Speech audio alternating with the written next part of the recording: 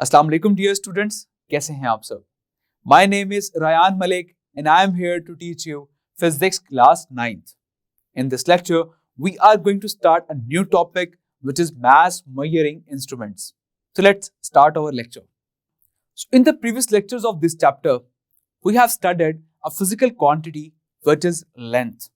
और जिसमें आपने different measuring instruments को discuss किया, vernier calliper, screw gauge, metre rule, measuring tape. तो इन सब मेजरिंग इंस्ट्रूमेंट से हम लेंथ को मेजर कर सकते हैं. But in this lecture we are going to study another physical quantity which is mass. अब यहां पर हम कुछ मेजरिंग इंस्ट्रूमेंट डिस्कस करेंगे कि जिससे आप मास को मेजर कर सकते हैं. And the first one is the beam balance. So before going to discuss about the beam balance, let's talk about ancient times. So पहले कोई भी मेजरिंग इंस्ट्रूमेंट कोई खास नहीं हुआ करते थे. तब हम ऑब्जेक्ट्स को या कोई भी चीजों को हम काउंट करके दिया करते थे. अब आप सोच के रहे होंगे कि क्या तब हम ग्रेन्स को भी काउंट किया करते थे? Of course not. हम ग्रेन्स के लिए हम यूज करते थे पॉट्स, और उन पॉट से आप उन ग्रेन्स को मेजर करके सेल किया करते थे. But with the passage of time, जैसे जैसे नॉलेज इंक्रीज होता गया, तो फिर एक मेजरिंग इंस्ट्रूमेंट आ गया जिसे हम कहते हैं बीम बैलेंस. आप जैसे कि यहां पर देख सकते हैं कि ये बीम बैलेंस के दो पैन्स हैं, और इसी तरह से इसके सेंटर में एक नीडल है. तो अगर तो स्टार्ट में आपने कोई भी मास इन बीम बैलेंस पर प्लेस नहीं किया और वो नीडल अगर सेंटर में मौजूद है, तो हम कह सकते हैं कि हमारा जो बैलेंस है वो इस वक्त बिल्कुल एक्यूरेट है, वो बिल्कुल ठीक है, उसमें किसी किस्म का कोई एरर नहीं है. अब हम एक अननोन मास को प्लेस करते हैं एक पैन में, और नोन मास को व्हिच इज द स्टैंडर्ड मास, उसको हम प्लेस करते हैं दूसरे पैन में. तो जहां पर आपकी सेंटर नीडल बैलेंस हो जाएगी, तो वहां पर हम ये कहेंगे कि अननोन ऑब्जेक्ट का जो मास है वो इक्वल होगा उस स्टैंडर्ड नोन मासेस के. तो इस तरह से हम बीम बैलेंस को यूज करके हम डिफरेंट मासेस को मेजर कर सकते हैं. पर स्टिल जिस तरह से नॉलेज बढ़ता गया, फिर कुछ और बैलेंसेस आ गए, जिसमें से हम एक को डिस्कस करते हैं यहां पर फिजिकल बैलेंस. और फिजिकल बैलेंस जो है ये नॉर्मली लेबोरेटरीज में इस्तेमाल किया जाता है. क्लास 10th में जब आप एक एक्सपेरिमेंट करेंगे तो वहां पर भी आप लेबोरेटरी में फिजिकल बैलेंस को इस्तेमाल करेंगे. अब जैसा कि फिजिकल बैलेंस देखने में काफी कॉम्प्लेक्स लगता है, कॉम्प्लिकेटेड लगता है, लेकिन एक्चुअली में ऐसा है नहीं. कि बहुत ही आसान और बहुत ही सिंपल है. फिजिकल बैलेंस कंसिस्ट करता है एक बीम पर, और ये बीम जो है ये सेंटर में प्लेस होती है एक फल्क्रम पर. अब आपको इस बीम के साथ एक पॉइंटर भी नजर आ रहा है, और वो पॉइंटर जाकर लाई कर रहा है एक स्केल पर. अब इसी के साथ इस फिजिकल बैलेंस के नीचे वाली साइड पर जो राइट एंड है, वहां पर आपको एक लेवलिंग स्क्रू नजर आ रहा है, और दूसरे एंड पर आपको एक अरेस्टमेंट नॉब नजर आ रही है. इसी तरह से जो ऊपर जो स्टार्ट में बीम है, उसके एक एंड पर बैलेंसिंग स्क्रू भी आपको नजर आ रहा है. सो अब इन सब का क्या पर्पस है, इसका क्या फंक्शन है, तो ये हम डिस्कस करते हैं एग्जांपल नंबर 1.3 से. Now let's move towards the visual room. So now example number 1.3. Find the mass of a small stone by a physical balance. तो फिजिकल बैलेंस को यूज करते हुए आपने एक स्मॉल स्टोन का मास मेजर करना है. अब फर्स्ट ऑफ ऑल हम क्या करेंगे कि हम अपने फिजिकल बैलेंस को एक प्लेटफॉर्म पर बैलेंस करते हैं, because most of the time हमारी प्लेटफॉर्म बैलेंस नहीं होती, जिसकी वजह से आपकी रीडिंग्स जो है वो डिस्टर्ब हो जाती हैं. अब क्योंकि ये इंस्ट्रूमेंट बहुत प्रिसाइज है, जो कि बहुत प्रिसाइज मेजरमेंट कर सकता है, दैट्स वाई उसके लिए जरूरी है कि आप जिस प्लेटफॉर्म पर उसको प्लेस कर रहे हैं वो बैलेंस होना चाहिए. और अगर वो बैलेंस नहीं भी है, तो तब हम लेवलिंग स्क्रू को यूज करते हुए हम उस फिजिकल बैलेंस को वहां पर बैलेंस कर सकते हैं. तो इस तरह से हम लेवलिंग स्क्रू को मूव करके हम फिजिकल बैलेंस को किसी भी प्लेटफॉर्म पर बैलेंस कर लेते हैं. बैलेंस करने के बाद आपने अरेस्टमेंट नॉब को आपने अब मूव करना है. अब जैसे इसको आप मूव करेंगे तो उससे आपका जो बीम जो कि फुलक्रम पर प्लेस था वो थोड़ा सा ऊपर को मूव कर जाएगा। अब जैसे ही वो ऊपर को मूव करेगा तो वहां पर हम क्या करेंगे कि अपने पॉइंटर को 0 पर सेट करेंगे। और पॉइंटर को 0 पर किस तरह से सेट करेंगे? अपने बैलेंसिंग स्क्रू को मूव करके हुए। तो बैलेंसिंग स्क्रू को आप मूव करेंगे जिससे आपका पॉइंटर जो है वो उस स्केल पर एग्जैक्ट 0 पोजीशन पर सेट हो जाएगा। जहां वो सेट हो जाएगा फिर हम दोबारा से एडजस्टमेंट नॉब को यूज करते हुए हम उस बीम को दोबारा से नीचे लाकर उस फुलक्रम पर प्लेस कर देंगे। अब जैसे ही आपका बीम फुलक्रम पर प्लेस हो जाएगा, now it is ready to measure the unknown mass. Physical balance में याद रखिएगा कि आप अननोन मास को हमेशा प्लेस करते हैं लेफ्ट पैन पर और नॉन मासेस को आप प्लेस करते हैं हमेशा राइट पैन पर। अब जैसे ही हम ये मैसेज को प्लेस कर लेंगे, दोबारा से एडजस्टमेंट नॉब को मूव करके हम उस बीम को अपवर्ड रेज करेंगे। जैसे ही वो अपवर्ड रेज होगा तो वहां पर अगर तो हमारा जो पॉइंटर है वो एग्जैक्ट 0 पर आ रहा है, दैट मींस कि आपका वो जो अननोन मास था वो उस स्टैंडर्ड मास के इक्वल हो गया जो कि आपने प्लेस किया लेफ्ट पैन में। तो अगर तो पॉइंटर आपका 0 पे है तो हमारा वो स्टैंडर्ड क्वांटिटी के इक्वल हो गया। इस तरह से हमने मास को मेजर कर लिया। So now let's move towards the screen to study another type of balance. Now, another type of balance which is lever balance. Lever balance consists of system of levers. अब जैसा कि यहाँ पर आप देख सकते हैं, ये आपने डिफरेंट ग्रोसरी स्टोर्स पर देखा होगा कि जहां पर ये लीवर बैलेंस मौजूद होता है और इसके भी वैसे ही 2 पैन्स हैं जिसमें एक पैन में हम प्लेस करते हैं अननोन मास और एक पैन में आप प्लेस करते हैं नोन मास। अब इसी तरह से इसके सेंटर में भी आपको एक निडल शो हो रही है, उसके साथ एक स्केल भी मौजूद है। अगेन सेम फेनोमेना कि हमने उस निडल को 0 पोजीशन पर लेकर आना होता है। तो जहां पर वो 0 पोजीशन पर लाइक करेगी, अगेन उसका जो अननोन मास है वो इक्वल हो जाएगा स्टैंडर्ड मास के जो कि आपने प्लेस किया था दूसरे पैन पे। तो इस तरह से हम लीवर बैलेंस को यूज करते हुए आप मैसेज को मेजर कर सकते हैं।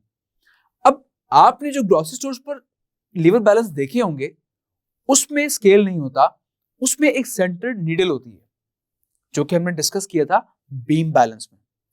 तो बीम बैलेंस में जो नीडल है जब वो सेंटर में आ जाए तो हम कहते हैं कि वहां पर दोनों पैन्स के जो मैसेज हैं वो इक्वल हो गए।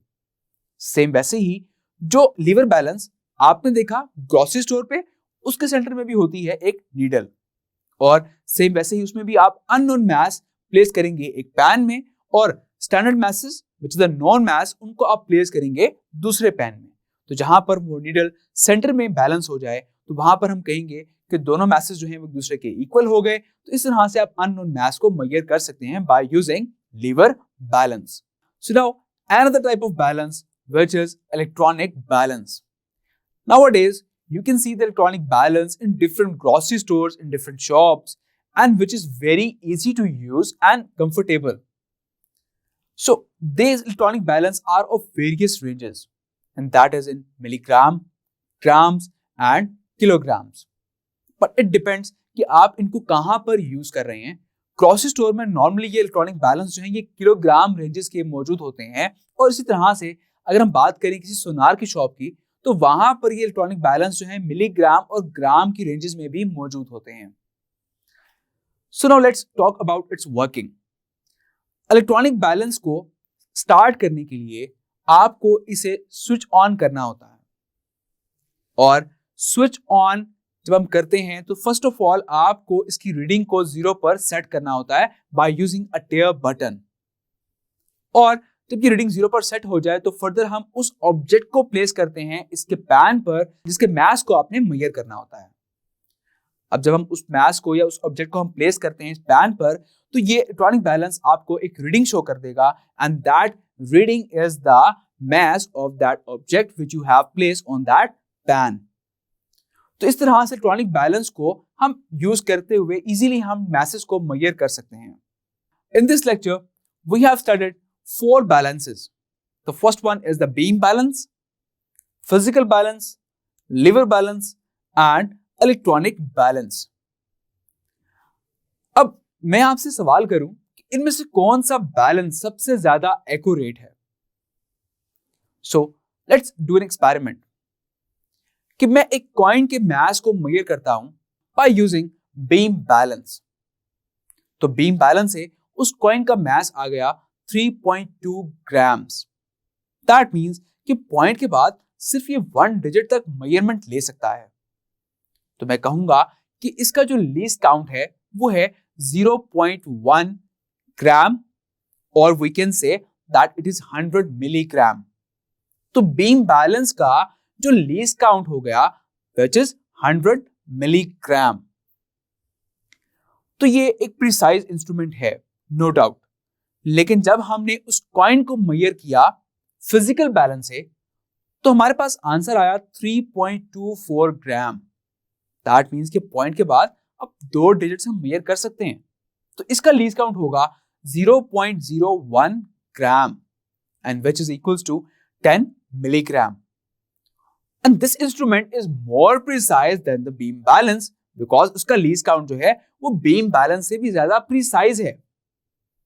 Now let's talk about electronic balance.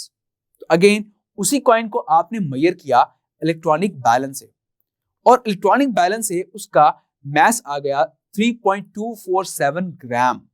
That means कि point के बाद 3 digits आ गए, तो फिर हम कहेंगे कि इसका least count बनता है 0.001 ग्राम and which is 1 milligram. तो हम ये कह सकते हैं कि electronic balance is more precise than the physical balance. तो यहां से ये कंक्लूड हो गया कि इलेक्ट्रॉनिक बैलेंस इन सब बैलेंसेस में से सबसे ज्यादा प्रिसाइज बैलेंस है, जो कि आपको ज्यादा प्रिसाइज मेजरमेंट प्रोवाइड करता है। But the precision of a balance is different for different balances because it is vary with different balances. As a sensitive balance cannot measure large masses, और वो balance जो कि large masses को measure कर सकता है, तो फिर हम ये भी कहेंगे कि वो sensitive नहीं होगा because एक बैलेंस जो large masses measure कर रहा है वो sensitive नहीं हो सकता। बट कुछ डिजिटल बैलेंस ऐसे भी हैं जो कि आपको इससे भी ज्यादा, इलेक्ट्रॉनिक बैलेंस से भी ज्यादा आपको प्रिसाइज मेजरमेंट प्रोवाइड करते हैं, and the least count of that digital balance is 0.0001 gram which is equal to 0.1 milligram. तो ये डिजिटल बैलेंस जो है ये आपको बहुत ज्यादा प्रिसाइज मेजरमेंट प्रोवाइड करते हैं। तो हम ये कहेंगे कि सबसे ज्यादा जो सेंसिटिव बैलेंस है वो डिजिटल बैलेंस है, जिसका लीस्ट काउंट है 0.1 milligram. But as according to our book, we have studied 4 balances: beam balance, physical balance, lever balance and electronic balance. और हमने एक कॉइन के मास को मेजर करके हमने ये एनालिसिस भी कर लिया कि इन बैलेंसेस में से सबसे प्रिसाइज बैलेंस आपका इलेक्ट्रॉनिक बैलेंस है। तो जब भी पेपर में क्वेश्चन आ जाए that which is the more accurate and the more precise balance, so you mark the correct option electronic balance, because हमारे बुक में इलेक्ट्रॉनिक बैलेंस तक पढ़ाया गया है, तो आप इलेक्ट्रॉनिक बैलेंस को करेक्ट ऑप्शन मार्क करेंगे that it is more precise and more accurate measurement which provide. So now let's have a short quiz. Now what is the function of balancing screw in a physical balance? एक physical balance में balancing screw का क्या function है? So the function of the balancing screw is to move the pointer at 0 position and to remove the zero error of the instrument. कि अगर तो instrument में कोई एरर है तो बैलेंसिंग स्क्रू को हम मूव करके हम उस पॉइंटर को 0 पोजीशन पर ला सकते हैं। इसी तरह से जब 0 पोजीशन पर आ जाएगा तो अगर आपके इंस्ट्रूमेंट में कोई एरर है भी सही तो वो भी रिमूव हो जाएगा। Now the second question is, on what pan we place the object and why? तो फिजिकल बैलेंस के कौन से पैन में आप ऑब्जेक्ट को प्लेस करते हैं और आप क्यों प्लेस करते हैं? So as we discuss in the lecture कि आप अननोन मास को हमेशा प्लेस करते हैं राइट पैन में, और नोन मास जो कि स्टैंडर्ड मासेस हैं उनको आप प्लेस करते हैं लेफ्ट पैन में to measure the unknown mass of the object. तो किसी भी ऑब्जेक्ट का जो अननोन मास है उसको मेजर करने के लिए हमेशा से हम राइट पैन में प्लेस किया करते हैं। So we place the object on the left pan and the standard masses on the right pan to measure the mass of unknown object. So now let's have an overview of the lecture. In this lecture, we have studied some mass measuring instruments. And the first one is the beam balance. Second one is the physical balance. Further उसकी working हमने study की एक example को solve करके. And the third one is the lever balance. And the fourth one is the electronic balance.